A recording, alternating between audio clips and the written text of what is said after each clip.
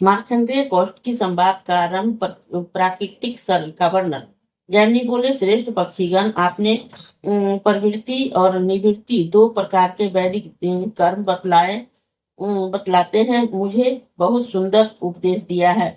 और पिताजी की कृपा से ही आप लोगों का ज्ञान ऐसा है जिससे तीर्थ योनि को प्राप्त होकर भी आपने मोह का त्याग कर दिया। आप लोग धन्य हैं, क्योंकि उत्तम सिद्धि के प्राप्ति के लिए ही आप लोगों का मन आज भी पूर्वावस्था में स्थित है।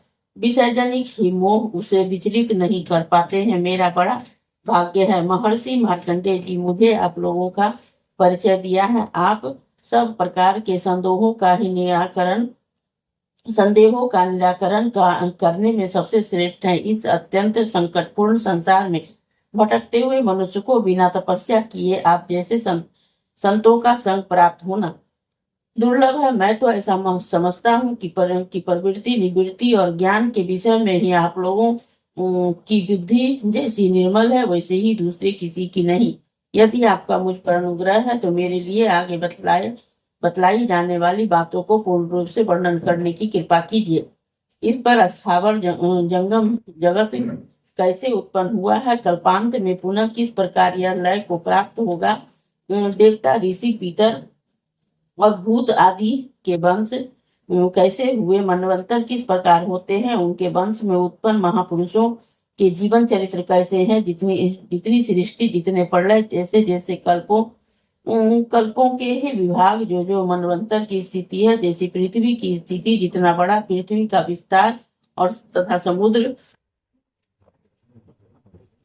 पर्वत, नदी, धन, वन, भूलोक और स्वर्गलोक, समुदाय और पाताल की जिस प्रकार की स्थिति है, वह सब मुझे बतलाइए। सूर्य, चंद्रमा तथा आदि ग्रह, नक्षत्र और तारों की गति तथा प्रलय काल तक की सारी बातें मैं सुनना चाहता हूँ। जब इस जगत का संहार हो जाएगा तब उसके बाद क्या शेष रहेगा, इस प्रश्न पर भी प्रकाश डालिए। पक्षियों ने कहा कि मुनिश्रेष्ठ, आपने हम लोगों पर प्रश्नों का ऐसा भार रख दिया है जिसकी कहाँ तुलना नहीं है। अब हम आपके पूछे हुए विषयों पर वर्णन करते हैं, सुनिए। पूर्व काल में मार्कंडेय जी ने ब्राह्मण कुमार कौष्टकी से, जो परम बुद्धिमान व्रत, स्नान तथा शांत स्वभाव वाले थे, जो कुछ कहा है वही सब हम आपसे कहते हैं। एक समय महात्मा मार्कंडेय मुनि श्रेष्ठ ब्राह्मणों से घिरे बैठे थे। वहीं कौशिकी जी ने यही बात पूछी थी कि आपने जिससे पूछा है। भृगु नंदन मार्कंडेय जी ने बड़ी प्रसन्नता के साथ ही कौशिकी के प्रश्नों का उत्तर दिया। उसी का हम आपसे वर्णन करते हैं, आप ध्यान देकर सुने। जो सृष्टि के समय ही ब्रह्मा, पालन काल में विष्णु और संहार के समय ही जगत का अंत करने वाले अत्यंत भयंकर रुद्र हैं, उन संपूर्ण जगत के स्वामी पदयोगी पितामह परमा जी को मैं प्रणाम करता हूँ। मार्कंडेय जी ने कहा, पूर्व काल में अव्यक्त जन्मा ब्रह्मा जी के प्रकट होते ही उनके मुख से क्रमशः पुराण और वेद प्रकट हुए। फिर महर्षियों ने पुराण की कथा, बहुत सी संहिताएं रची और वेदों के भी सहस्त्रों विभाग किए। धर्म, ज्ञान, वैराग्य तथा ऐश्वर्य, ये चारों महात्मा ब्रह्मा जी के उपदेश बिना नहीं सिद्ध हो सकती है। ब्रह्मा जी के मानस पुत्र सप्तऋषियों ने उनसे वेदों को ग्रहण किया और ब्रह्मा जी के मन में उत्पन्न हुए भृगु आदि ऋषियों ने पुराण को अपनाया। भृगु के चरण ने ही और चरण से ही ब्रह्मर्षि ने उसे प्राप्त किया। फिर उन्होंने ही दक्ष को उपदेश दिया। दक्ष ने मुझे इस पुराण को सुनाया था तथा वही आज मैं तुमसे कहता हूँ। यह पुराण कलयुग के ही समस्त पापों का नाश करने वाला है, जो संपूर्ण जगत की उत्पत्ति के स्थान पर अजन्मा अविनाशी आश्रय स्वरूप चराचर जगत को धारण करने वाले तथा परम पद स्वरूप है, जिन्हें आदि पुरुष ब्रह्मा कहा जाता है, जो उत्पत्ति, पालन और संहार के कारण है, किसी के औसत पुत्र न होकर स्वयंभू है, जिनमें संपूर्ण विश्व प्रतिष्ठित है, जो हिरण्यगर्भ लोक सृष्टि में लगे रहने वाले और परम बुद्धिमान हैं। उन भगवान ब्रह्मा जी को नमस्कार करके मैं परम उत्तम भूत वर्ग का वर्णन आरंभ करता हूँ। वह भूत समुदाय 5 की संख्या में जानने के योग्य तथा विविध स्रोतों से युक्त है। महतत्व से लेकर ही विशेष पर्यंत उसकी स्थिति है। उसमें किसका कैसा लक्षण है, वह किसके रूप में जितनी विभिन्नता है, उन सब बातों का ज्ञान कराते हुए भूत समुदाय का वर्णन करता हूँ।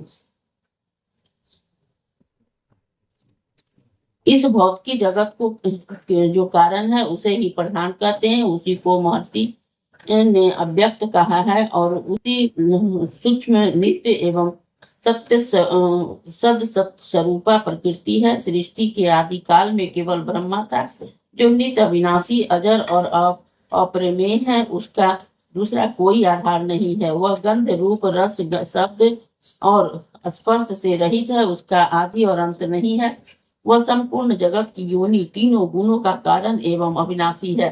उसे आधुनिक नहीं, पुरातन एवं सनातन कहा गया है। वह ज्ञान विज्ञान का विषय नहीं है।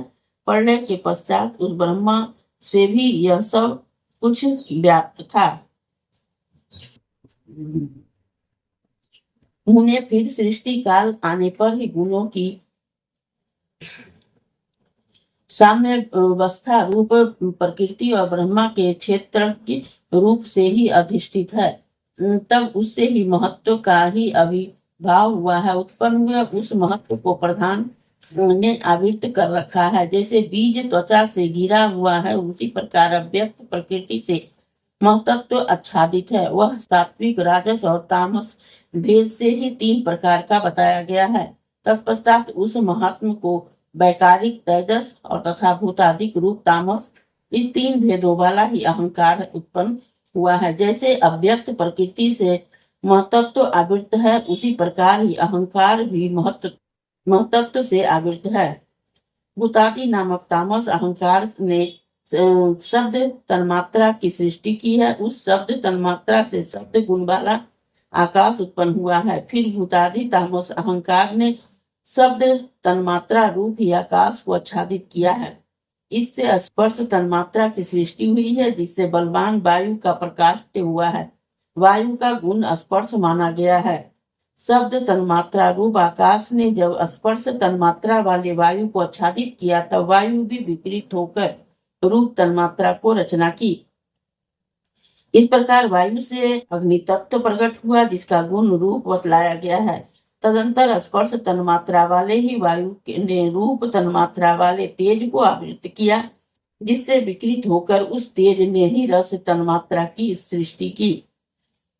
उस रस तन्मात्रा से जल प्रकट हुआ, जो कि रस नामक गुण से युक्त है।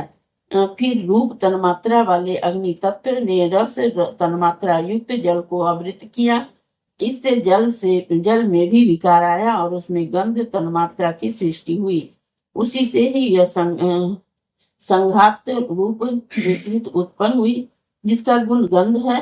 उन भूतों में ही कारण रूप से तन्मात्रा इसलिए वे भूत तन्मात्रा रूप माने गए हैं।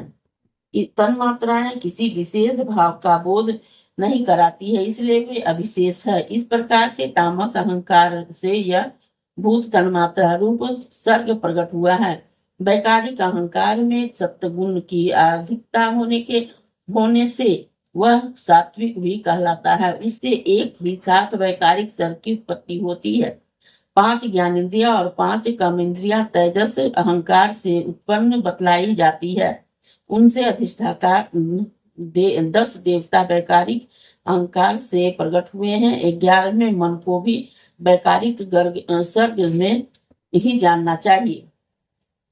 इस प्रकार मन और इंद्रियां अधिष्ठाता देवता वैकारिक माने गए हैं। श्रवण, त्वचा, नेत्र, जीवा, नासिका, ये 5 इंद्रियां शब्दादि विषयों का ज्ञान कराने के लिए ही है, इसलिए इन्हें ज्ञानेन्द्रियां कहते हैं।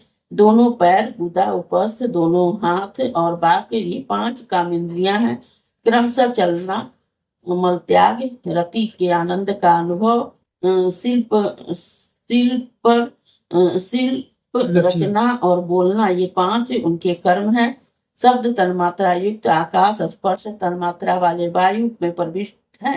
इसलिए वायु को दो गुणों का युक्त होता है। उसका अपना गुण स्पर्श है, उसके साथ आकाश का शब्द भी रहता है। इस प्रकार शब्द और स्पर्श ये दोनों गुण रूप में प्रवेश है। इसलिए अग्नि शब्द स्पर्श और रूप ये तीन गुणों से ही युक्त है। फिर शब्द स्पर्श और रूप इन तीनों का ही रस में प्रवेश होता है।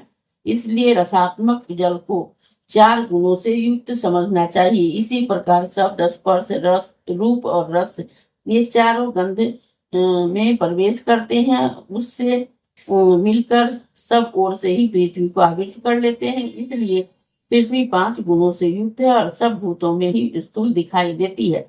ये पांच भूत शांत, घोर और मूढ़ हैं, अर्थात सुख, दुख एवं मोह से युक्त हैं। इसलिए ये विशेष कहलाते हैं। परस्पर प्रवेश करने पर ये एक दूसरे को धारण करते हैं। ये महत्व से ही लेकर ही विशेष पर्यंत सभी भूत एक दूसरे से मिलकर और परस्पर आश्रित हो एक संघात को ही अपना लक्ष्य बना जब पूर्ण रूप से एक हो जाते हैं, तब पुरुष से अधिष्ठित होने के कारण ही प्रधान तत्व के संबंध से अंड की ही उत्पत्ति करते हैं। वह महान अंड जल के बुलबुले से के समान क्रमशः बढ़ता है और जल पर स्थित रहता है। उस प्राकृत अंड में ब्रह्मा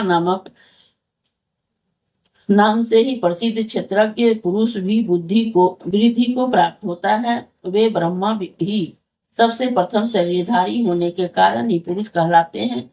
भूतों के आदिकर्ता ब्रह्मा जी सबसे पहले प्रकट हुए। उन्होंने ही सदाचार सहित संपूर्ण त्रिलोकी को व्याप्त कर रखा है। अंड के गर्भ से स्थित उन महात्मा ब्रह्मा जी के लिए मेरा पर्वत ही गर्भ को ढकने वाली छिंडी है। अन्य पर्वत जरायु हुए तथा समुद्र ही उस गर्भाशय का जल था। उस अंड में ही देवता, असुर और मनुष्य सहित ही संपूर्ण जगत उत्पन्न हुआ और पर्वत, द्वीप, समुद्र और नक्षत्र मंडल के साथ ही त्रिभुवन का आविर्भाव हुआ।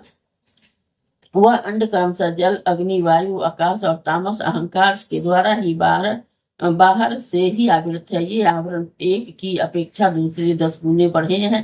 तामस अहंकार उनसे 10 गुने बड़े महत्व के द्वारा ही आवृत है और महतत्व भी उस सबके साथ ही अव्यक्त प्रकृति के द्वारा ही घिरा हुआ है। इस प्रकार इन 7 प्राकृत आवरणों से यह अंड आवृत है। इस तरह वे 8 प्रकृतियां एक दूसरे को आवृत करके स्थित है।